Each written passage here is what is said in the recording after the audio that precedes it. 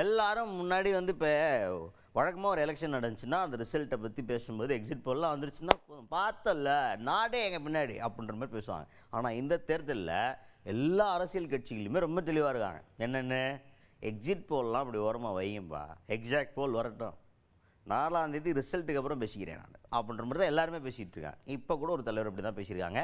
பேசினது யார்? தேமுதிக பொதுச் செயலாளர் பிரேமலதா விஜயகாந்த் அவர்கள். அவங்க தான் எக்ஸிட் போல் வந்துருக்கே அப்படின்னு கேட்டால் அவங்க என்ன சொல்கிறாங்கன்னா, எக்ஸிட் போல்லாம் தூக்கி தள்ளி வை, 4ஆம் தேதி வந்துடும், ஆக்க பொறுத்தவங்க ஆற பொறுக்கணும்.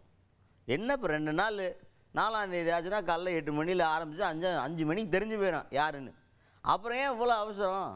இப்போ 2 நாள் தானே, பொறுத்திருந்து பார்ப்போம், 4ஆம் தேதிக்கு அப்புறம் எதுவாக இருந்தாலும் பேசுவோம், அது வரைக்கும் தேவையில்லை இந்த கருத்துலாம் அப்படின்ற மாதிரி பேசியிருக்காங்க பிரேமலதா விஜயகாந்த் அவர்கள். நான் எப்படி பார்க்குறேன்னா, ஆக்க பொறுத்தவங்க ஆற பொறுங்க. எல்லாம் முடிஞ்சிருக்கு, இன்னும் ஜஸ்ட் 2 days. அதனால் ஒன்றும் இல்லை. 4ஆம் தேதி மார்னிங் 8 மணிக்கு ஆரம்பித்தா 5 மணிக்கு தெரிய போகுது ரிசல்ட்டு. அதுக்குள்ளே நம்ம ஓவர் ஹைப்போ, ஓவர் எக்ஸ்பெக்டேஷனோ, ஓவர் கற்பனைகளோ தேவையில்லை.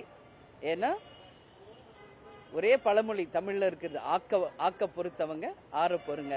நிச்சயம் எல்லாருக்கும் நல்லதே நடக்கும்.